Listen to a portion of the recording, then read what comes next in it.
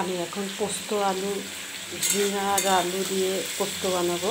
ওই যে পোস্তটা বেটে নিচ্ছি আমি, আর হচ্ছে তরকারিটা হচ্ছে একটু ভাজা ভাজা হচ্ছে।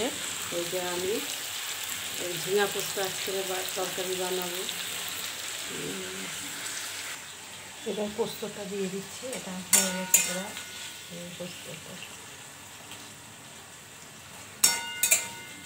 জল দিয়ে দিচ্ছি, জলের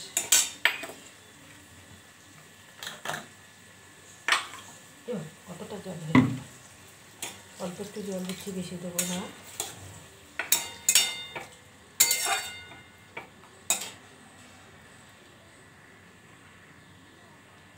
হয়ে গেছে, নামিয়ে দিচ্ছি, গ্যাসটা বন্ধ করে দিচ্ছি।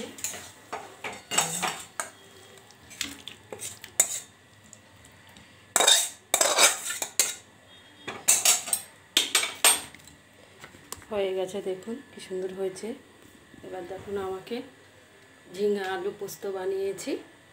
শিল্পী পাল কিচেন ব্লগ লাইক করুন, প্লিজ সাবস্ক্রাইব করুন। তরকারিটা হয়ে গেছে, দেখুন ঝিঙা পোস্ত।